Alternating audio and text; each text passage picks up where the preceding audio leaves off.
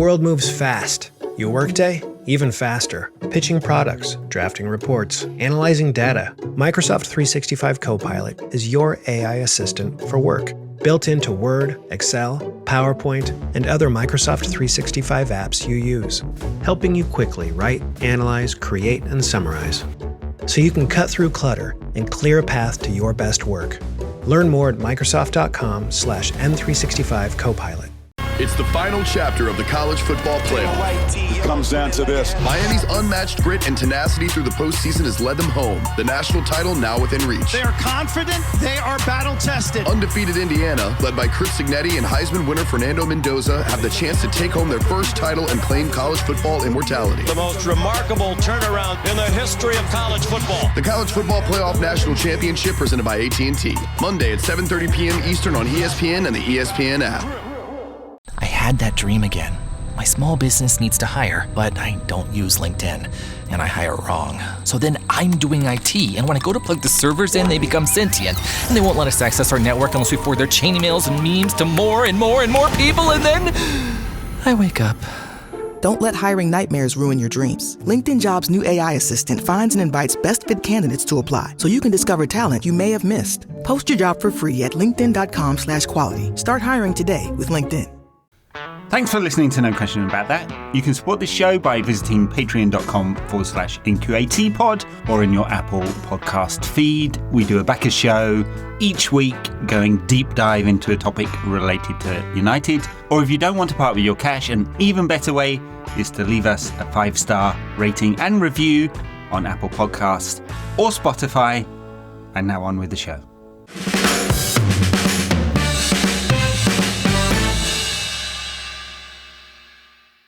Welcome to No Question About That. This is the Tactics Show with Dharnish and Daniel, me, Ed.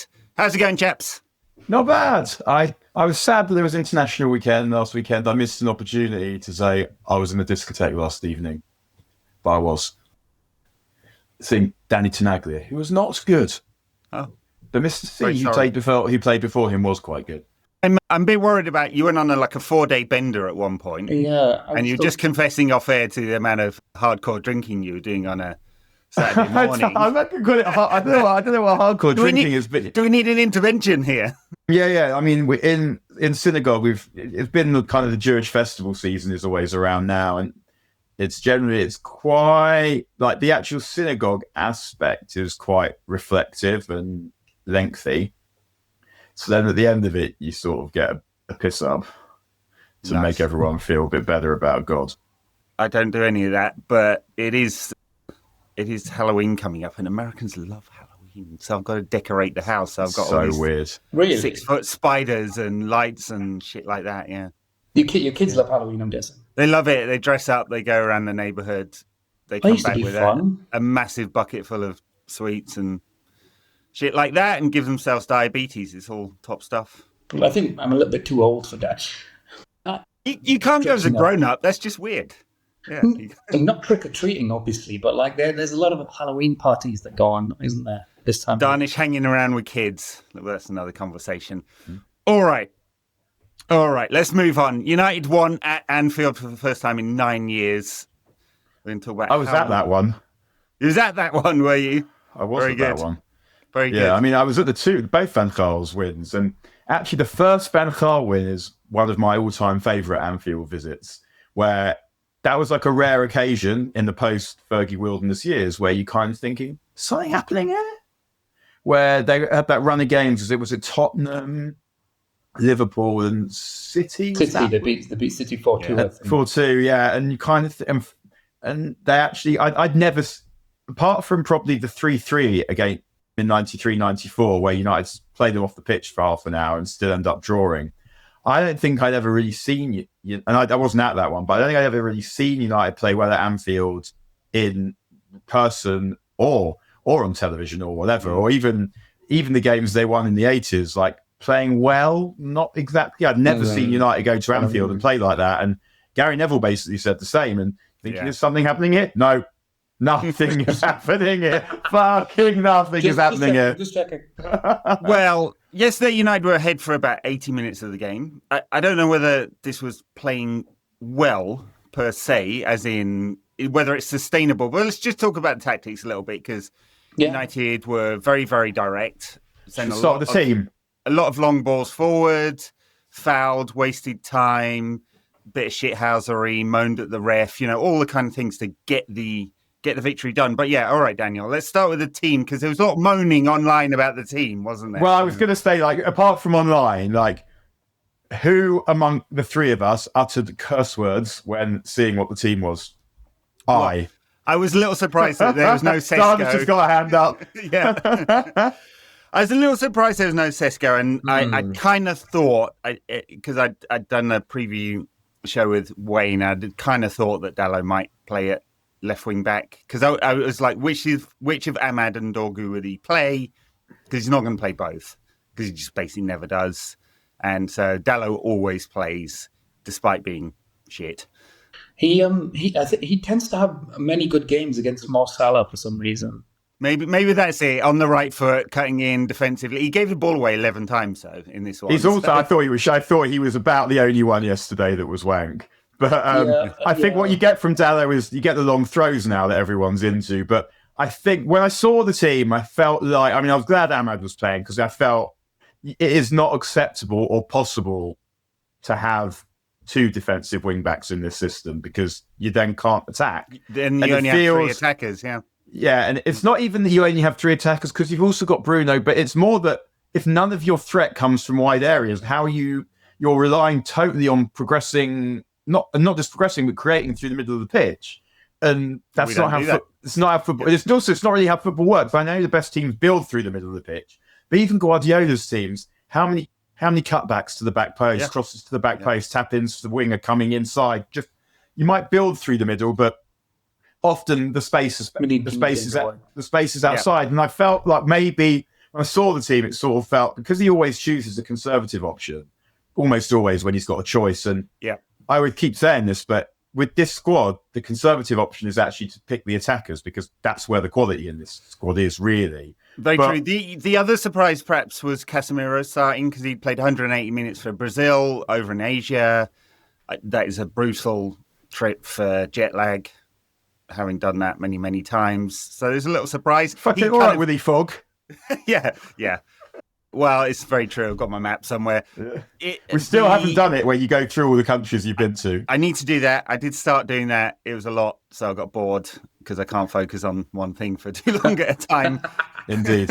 I feel you. Yeah, my wife has things to say about that, but let's focus on that. But Casemiro started, he subbed himself off basically after an hour. He got himself a yellow card and then messaged the bench to say that was time. But so that was perhaps a surprise, but he's needed, because I think we're all on the page that Awate's shit and ruins United's any hope of controlling anything in central midfield. So there's that. And then the other surprise was, of course, I guess, no Sesko and Cunha in the false nine sort of system, which Amorim talked about and kind of explained away. And I guess you could say, well, if we're going to play long balls and you haven't got the big man up front, what's the point? But they actually did quite well of flooding. Well, they showed exactly what the point was after 62 seconds. Exactly. Don't contest them. And you said it before the game, even. Yeah. Just on the Sesko thing also, it felt like that was almost a sock to himself. If he was going to pick Ahmad at wing back, he was going to have to drop a pure attacker to get Mount in, who he loves, but also... And then you're thinking, before the match, I was thinking, if you play Mount, if we don't play Sesko and we play Maguire, then we're going to defend quite deep with Maguire and De Ligt. Then why are we playing Mount? Because surely we're then not going to press.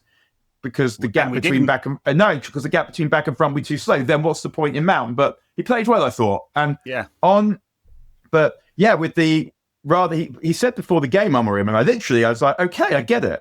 We're not gonna spend time hitting long balls because Konate and Van Dijk want us to do that.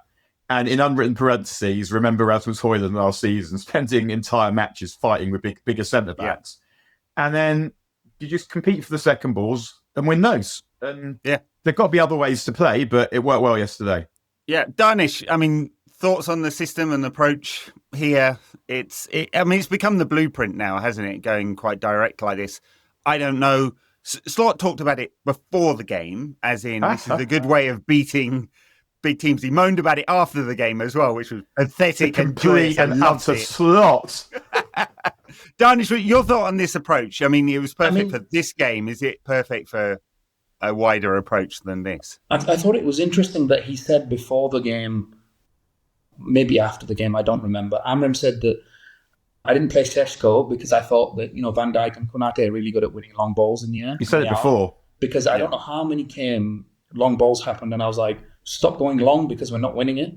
We won, but we didn't even really win the first one. The first one we competed, they jumped on the second ball and they got a player in behind and scored. The rest of the long balls, they weren't really a threat. Van Dijk, again, not really running off his blind side is his number one weakness and kryptonite, isn't it? I have a question to the assembled throng, and particularly to Jamie Carragher, who I don't think is part of it. But have you ever seen Rio Ferdinand have a half as wank as Van Dijk, Absolutely. the greatest defender ever had yesterday? Yeah. I watched a lot of Rio Ferdinand's games for United, a lot of them in person, and I can't remember any. It's only when his back went towards the end of his career that he had a few dodgy games. Yeah, Van Dijk is a shadow of the player he once was, and he was never quite as good as everyone said. But even when he was good, we still saw this shit, and everyone pretended that it didn't happen. It didn't happen, yeah. Yeah, they'll have to replace him. Yeah, I mean Van Dijk and Konate. It is interesting. They are, if you look at the data on their aerial duels, they are basically both world class in the air, and so this approach of just letting them win it and getting the second ball seemed to work. And obviously Dalot competed for many of those. He can't do shit with his feet, but he's not actually that bad fighting for it in the air. What else was notable about the kind Just on the Van Dijk point, there's a fight analyst called Jack Slack who mainly does MMA, and one of the things he always says is when there's a matchup and you just think it's really obvious who's going to win here because what can fighter B do to bother fighter A? He says the way to look at it is you go, well, what does fighter A do well? And then you try and take that away from them. And I thought that's what United did yesterday with the centre-backs. What do those guys do well? They win headers well. Yeah. So don't give them any to win, or at least if you give them, let them win them, and then you're stepping off. And I mean, I used to do this myself when I played football. I wore glasses from the age of 7. So never really headed the ball that much in the playground. And so I didn't kind of get used to contesting headers, and also Jews aren't really into heading the ball. So even the Sunday League level... Yeah, we don't do DIY. Even the Sunday. I promise you that any Jew that's listening to this is fucking nodding their head here. We don't do DIY. We don't win headers. But I would always, like, if a high ball came and I was playing centre forward, I'd step off because I'm not going to, even if I win the header, what's going to happen next? Whereas, like, step off, that centre back, I mean, Sunday League, good chance centre back is going to miss it. And then you run in behind, but also then you pick up the next ball. And it's really like football. If you can look at it in a really complicated manner, but also you can look at it in quite a simple manner, and sometimes it helps to simplify it. And I thought that's what that was. Yeah, Dharnish, about the three centre backs. So you went with Maguire and De Ligt and Shaw. I mean, I think we've talked about it before. It's not exactly the most mobile back three. De Ligt's not that comfortable in those sort of wide areas, honestly. But in games where he thinks United are going to do a lot of defending, he does tend to do this box defending. Yeah, they defended the box very well. I saw tactically what I really liked. I think maybe the 35th minute or 22nd, whichever one it was. This Liverpool team this season, they're very static. Whoever plays in midfield, whether it's Mac-10, whether it's Gravenberg, whether it's Szoboszlai, whether it's Wirtz, 3 of their players stand together a lot. And they've got all these sexy new toys that they bought in the summer upstairs, like all of their strikers waiting for the ball. There's 40 yards in between them. And they're kind of like, we don't really know how to get it up there. What Liverpool tried to do a few times and what Isak did, and Salah did this as well, but Salah had a stinker and he was less good at it. They tried to drop in. And as they dropped in, De Ligt or Shaw or Maguire would run onto them. Now, I know Daniel said earlier that they obviously didn't press much. They didn't press them deep in build-up, but they pressed them to a point in midfield or when the attack dropped. They pressed them aggressively enough to, number one, not get out of the challenge and wriggle past them and find space. And number two, they did enough aggressively to press them so they couldn't find another teammate. So I thought they did that really well. The United have been doing this for a while. Sometimes it works. Sometimes it doesn't work. I keep thinking of Danny Welbeck where he doesn't work. The forward drops in. He turns them straight away. But yesterday they followed the strikers deep really, really well. Just going back to the long balls, because it's interesting that they keep using it, and they kept using it yesterday, and Šeško wasn't on, he wasn't playing. I would have liked to have seen how the game went if they went as long, if they didn't score from their first shot. But they did, and it worked, and it kept working. It also kept working when they went long in the bylines as well, because then Mbeumo and Cunha could chase it. So I thought they did that very well. I think that's perfectly legitimate as a tactic, that one, especially against Liverpool's high fullbacks. Of course, and what you say about if United went ahead, it sounds almost ludicrous to say it because it was only 62 seconds had gone, but it was 62 really excellent seconds from United. As in, they started confidently, they passed it about, they went forward, they went backwards, and they looked like they were going to impose themselves on the game. And this isn't a tactical point, but something I noticed watching it was that you kind of felt like Cunha and Mbeumo are not tainted. They're not scarred by the bullshit that we've seen. Brilliant. And it makes a difference. After Wolves went to Liverpool last season, Cunha plays really well, scores a great goal. I remember messaged the mate saying, all right, we've been discussing, should we try and get Cunha for a few months? And I was like, yeah, I'm convinced now, because to go to Anfield, to play like that in a team that's fighting relegation, is like, this guy's got it. And a tactical point on that is, I can't remember if it was on this pod or the main pod. I said a few weeks ago that I thought that if United could find a way of having Cunha deeper in build-up, that I think would help, because he's someone that can take the ball on the half turn. He's physical enough to hold off challenges. He's got tricks. He's got skills. He's got smarts. He's got power. And I don't know if that was the plan, but I felt like we saw that yesterday, where particularly in the second half, he is getting United out of some difficult situations in their own box, because in a way that Bruno Fernandes can't do, because he doesn't have the physicality to do it. He may not even have the feet to do it, even though I thought he played really well yesterday. And one way I kind of think that we can not bin the going long, because as Ed said before, it's a good tactic, but one way I think maybe the team can develop moving forward, and it does feel like if you slap two good midfielders in there, then we'll have a fucking football team on our hands. But before that, if maybe in build-up, if it's Cunha who drops and Bruno who's a bit further forward, that will give us a little bit more license to actually play through the thirds, because that's something that I think Cunha can offer to the team that I don't really think that Bruno and Casemiro can. Yeah. I mean, that balancing midfield is interesting, because Bruno broke this down really well in his interview on Friday, where he was talking about passing through the lines. He referenced Pogba and Matic and said, at that point, I was getting a lot of the ball because they were able to do that. It was the halcyon days of fucking Matic. I hated it. The halcyon days of Matic and Pogba, when it was good, lads. Yeah.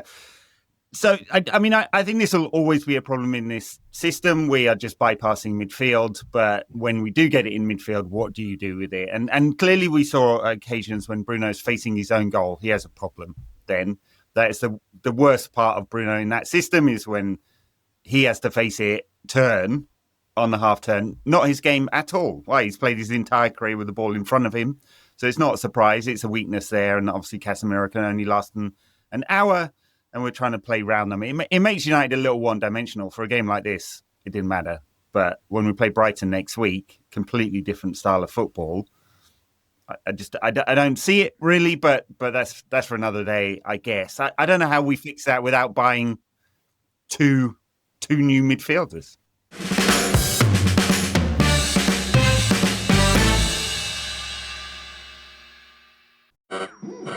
We interrupt this program to bring you an important Wayfair message. Wayfair's got style tips for every home. This is Styles McKenzie helping you make those rooms sing. Today's style tip: when it comes to making a statement, treat bold patterns like neutrals. Go wild, like an untamed animal print area rug under a rustic farmhouse table from Wayfair.com.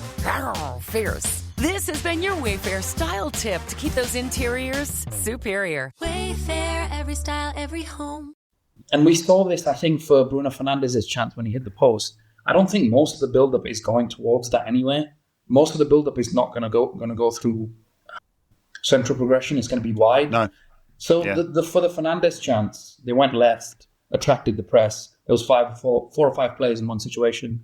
Because you've got Mbeumo and Cunha on either side of each other, one of them can wriggle out of 3 or 4 challenges.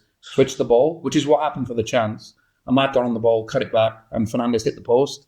So I don't think it's going to be more play into Bruno, let him turn centrally. It's going to be more go wide and attract players. And that's another reason why he's playing Mount and Cunha more, because when they play in the front three, they don't actually really play in the front three. They drop a lot in the half spaces. And it's more Mbeumo getting in and around the box. I want to float this question to you guys, because throughout the game, I was like, I know they're defending the box. I know we're playing deep because we scored this early. I was like, we can't do this for 90 minutes. It's not going to work. I was astonished that it did work for the time that it worked. And then we got the goal at the end. And that goal came from because obviously Liverpool had multiple chances. They hit the post a few times. Salah had a stinker. We still were in the game because we were still playing with the ball. There's that little sequence where Luke Shaw had it at the back. He was under pressure through 2-3 players. He managed to dribble it away from them and pass it. Like little moments like that where it's like, we know we're up against it. We know we're going to be under the cosh for most of the game and probably defending. But if you can still get back at them and still find the space and still make chances, you can still do that. So I think that's where the goal came from. It's just, I don't... Yeah. But clearly they're good at defending the box, this United team. Because we've seen this now under Amrin when he needed points last season. I remember after the Arsenal game last season, it was 1-1. He said, look, I don't like playing this football, but we need points. So clearly they're okay at doing it. Ten Hag used to go to it sometimes when he needed it. They know what... You've got to be able to do everything. I'm pleased that they know how to do it, because you've got to be able to do everything. But I agree with you. Like, a mate messaged me, he was in the ground, messaged me at half time, and I said, there's not a fucking chance this game's going to finish 0-1. I just don't see this. It's not possible. And we've said before that football can often be a marginal game. And in the early part of the season, United had the arse end of the margins, like hitting the post against Arsenal, goalkeeper errors, hitting the post, Cunha hitting the post really early on against Fulham, missing penalties. And that was a game where the margins were in United's favour. And I don't think anyone sensible would think that the way that we played yesterday is sustainable for a team that's going to be good. But at the same time, I don't think anyone that watched the game who's sensible yesterday would say that wasn't a big step forward, or that the intention is for United to keep playing like that. For whatever reason, the decisions were made in the summer not to buy a midfield. So you have to find workarounds to do it without a midfield. If the reports are to be believed, Amorim wanted a midfield player more than he wanted Sesko. That makes a lot of sense. I know I did. But at the same time, I'm watching it now and I'm going, I don't even want to say this, but I'm kind of like, did we nail all the summer signings? Because I thought Sesko was excellent when he came on as well. He was, yeah. I think they did. I think they did nail all the summer signings, and Senne Lomans, obviously he's going to face pressure. He's going to make errors at some point, and how he turns that around and how he faces the scrutiny when he makes that error, we'll have to find out. But he's done nothing wrong in his 2 games so far. Basically, made 5 saves yesterday, along with Liverpool hitting the post 3 times. I think they had 19 shots and 5 big chances. If you look at the Opta data, you ride your luck sometimes, don't you? We have and we did, but it's also with Lamans. Sometimes in these games. In all football. I think signings have definitely lifted this team. There was situations yesterday where I was watching Mbeumo and Cunha, I think, around about the 70th minute. They had no problem getting the ball from our penalty area up close to theirs. And then I don't think that this team, unless it's Bruno Fernandes, he's like the only player that talks to the referee throughout the game. I know that pisses a lot of people off sometimes, but I don't feel like any of them, and maybe sometimes Casemiro, have much gamesmanship. There was 2 situations where we had 10 minutes left yesterday, and Cunha wasted a good 3 or 4 minutes.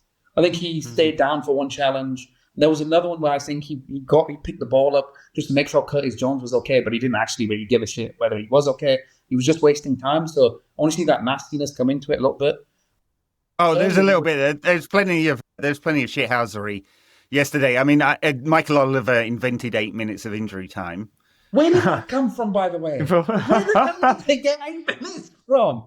Yeah, I mean, back in the day, George Graham's Arsenal used to literally rehearse the gamesmanship. That when they stepped up with the offside trap with their hands in the air, they wouldn't say offside. They practiced doing this. They go, Lino. As in, you putting your flag up is a fait accompli. we all know it's offside. And so the line know would automatically, they said, and they go like that. But also back to Lemons, the thing is not just the save making, Ed. That although that's obviously quite a big part of it, and it's so funny that you break football down and you do these, like, you look at the tactics, and yet just not having a clown in goal. It's so important. But the thing is also it's the composure.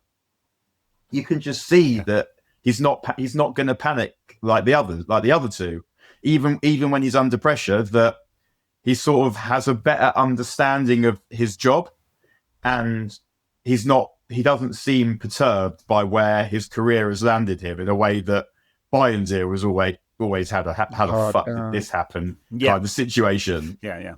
Bayern is. I was going to say he's a perfect number 2. He's not even that, really. He's good for the training ground.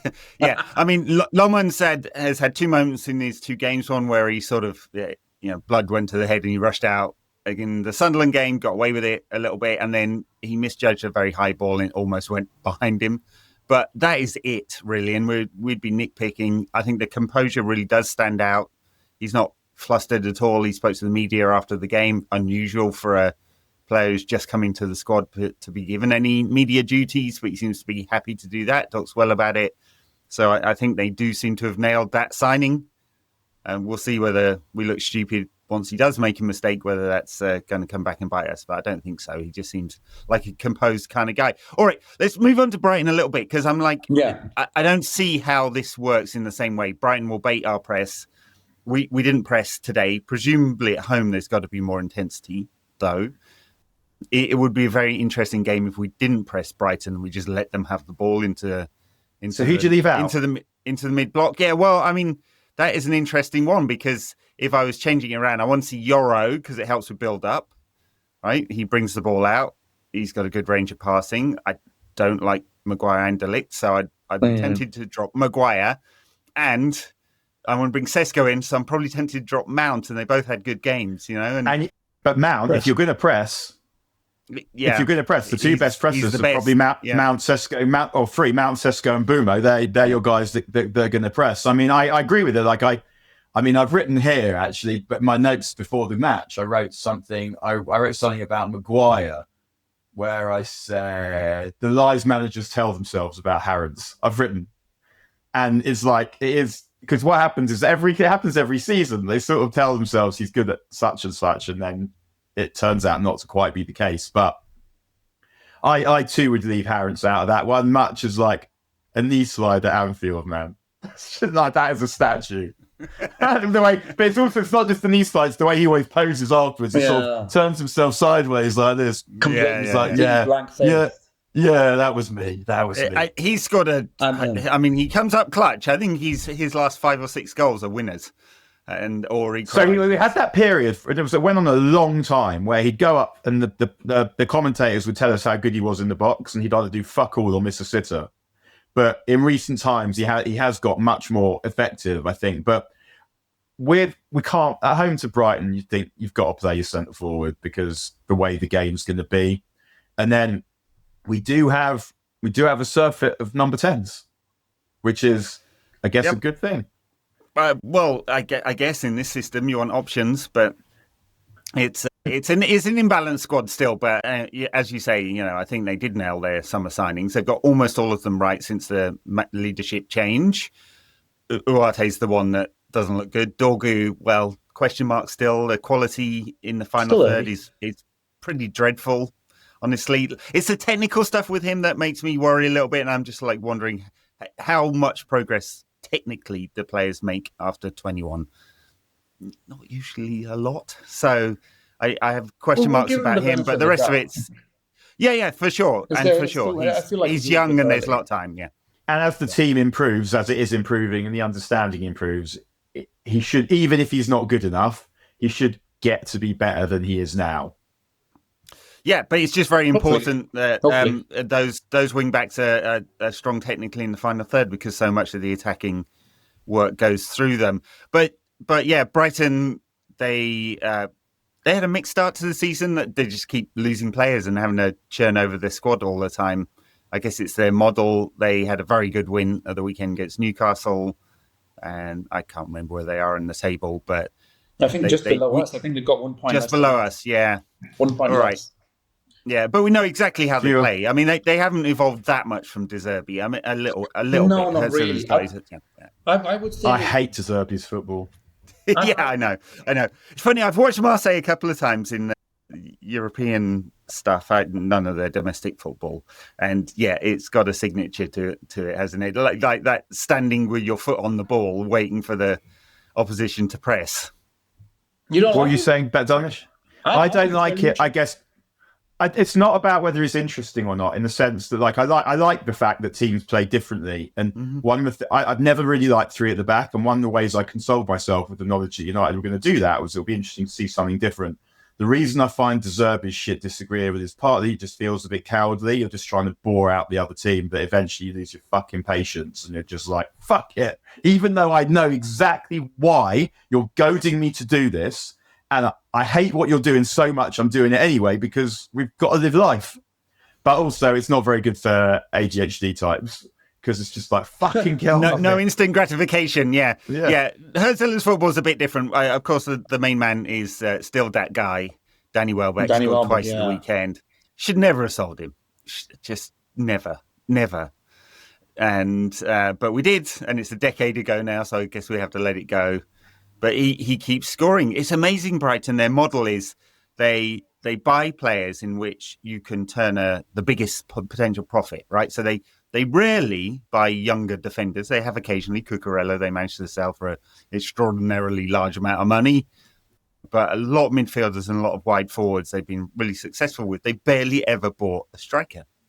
Just like look at the list of the last 5 years. So few of them. Even Evan Ferguson, who came through the youth ranks there, they binned him off to Roma. João Pedro? I'm not sure how. João Pedro, that's true. That one. Yeah, he was a surprise, though, wasn't he? Not to piss on your chips, but João Pedro? Yeah, that's true. João Pedro. All right. Ignore everything I said. Totally wrong, as usual. Well, they're not strikers. No. Minte will play in wide areas. Them as strikers.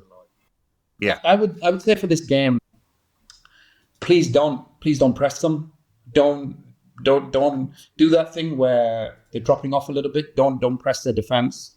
And please be wary of. I know that I mentioned earlier following the forward dropping deep, but if it's Yakuba Minte and Welbeck dropping deep, I'd like Euro in there or someone to be aggressive enough to get an early yellow card because they'll easily turn them. I think Minte and Welbeck on either side, and there'll be spacing behind them, and they're not quick enough. I don't think anybody is quick enough to deal with them two in the team. So I would like Len Euro in there to deal with Danny Welbeck a little bit better, and possibly maybe De Ligt on the other side, just because I think he's good at winning duels, and he's not the quickest, but I feel like he looks quicker than what he is, if that makes sense. I think he's quite agile. He's quite sharp over the first couple of yards to this, let's say. You don't want him getting isolated out wide in a 20-yard sprint against a winger because he'll lose. But in just like getting to the ball first or getting close enough to the ball to get in the way, he's quite sharp off the mark for a big unit, I think. Yep. All right. Very good. Well, this will be a good test of United's progress. We've got Brighton and then Sean Dyche's Nottingham Forest. What the hell is going on at Forest? Sack Nuno because you want good football. There's a really good article in the New Republic that I haven't quite read all of yet because it's really, really long. But look it up. It's called The Vampire Ship. Okay. And it's about the seizure of Europe's largest heroin shipment. And it's just an amazing piece of investigative journalism. I've read that. But you'll find Evangelos Marinakis is one of the heroes of the story. I mean, you've given it away. The entire piece doesn't mention that. Why would they read it now? Because it's not like who did it in a Poirot. It's a really, we know he's one of the dodgiest men alive. But I didn't know that until someone sent me the piece, and then it came right at the end. But I mean, I guess you could read it now, even though it's given away the end. It's not the end thing. Most people that read the New Republic don't give a fuck about Nottingham Forest. I know Marinakis and his heroin shipments is a story, ongoing story. Yeah. All right, we'll leave it there. Dharnish, Daniel, thank you very much, chaps. Smash the like button, the subscribe button, everyone, please. Smash, annihilate, destroy, dematerialize. Check us out, patreon.com/NQAT pod for our extra shows. We'll see you next time. Bye now. Correct.